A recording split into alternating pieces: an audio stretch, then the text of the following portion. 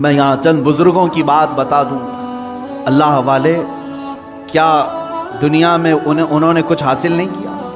مخدوم علی شاہ مینا رحمۃ اللہ تعالی علیہ، محمد شاہ مینا رحمۃ اللہ علیہ، لکھنؤ کے بڑے بزرگ، ان کی سیرت میں نے پڑھا۔ جانتے ہیں عبادت بھی کیسے کرتے تھے؟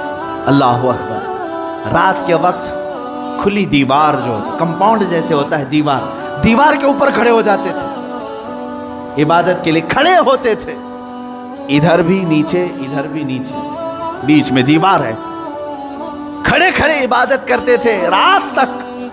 لوگ کہتے کہ حضور مسجد ہے، نیچے صحن ہے، آرام سے کریں۔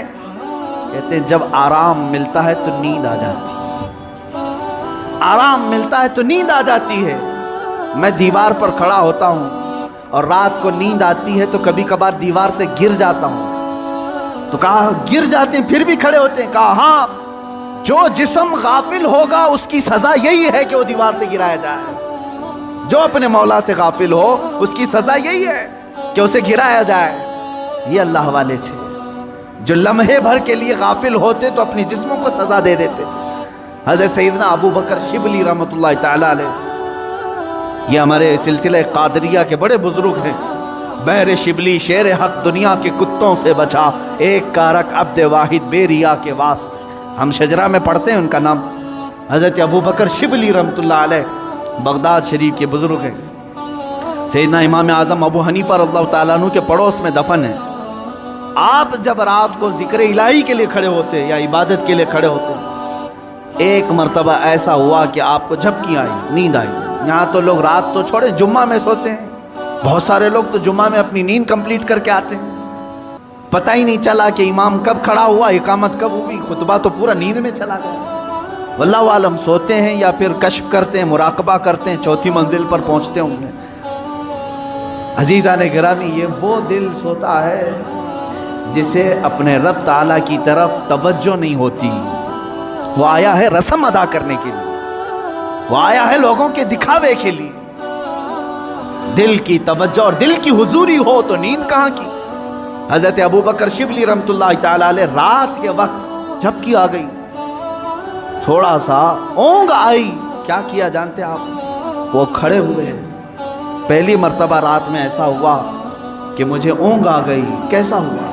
اس کے بعد گئے، سرما لگانے کی سلائی لے کر نمک میں پھیرا اور نمک پورا آنکھوں میں لگا۔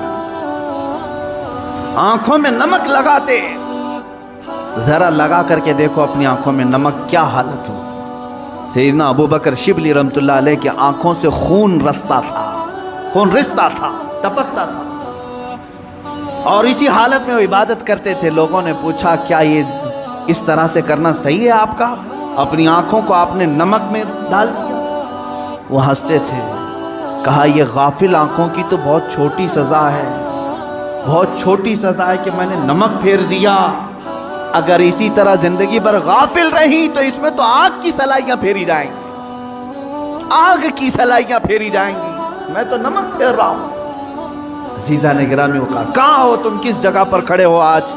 اپنا مقصد زندگی کو تو سمجھ لو۔ مجھے کیوں پیدا کیا تھا رب تعالیٰ؟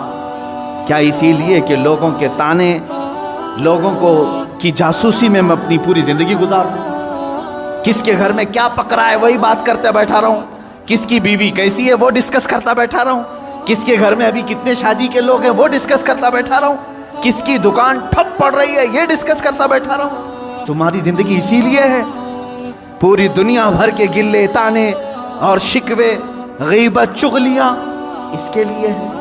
میرے عزیزو، اپنی زندگی کا مقصد سمجھو، اور آج کے بعد یہ طے کر لو کہ میں دکان میں ہوں کہ مکان میں ہوں کہ راستے پر ہوں، لوگوں کی عیب جوئی کرنے سے بہتر ہے کہ میں اللہ کو سبحان تو کہوں، میں کہوں سبحان اللہ سبحان اللہ سبحان اللہ، ما اعظم شانک، اے اللہ تو کتنا بلند ہے، تیری شان کتنی بڑی ہے۔ لیکن اس کی تعریف میں جتنے جملے نکلے وہ تمہاری نیکیوں کے پلے کو اتنا بھر دیتے ہیں کہ قیامت کے دن تم فخر کے ساتھ اٹھائے جاؤ۔ اپنے ان اوقات کو فضولیات میں نہ برباد کرو، فضولیات میں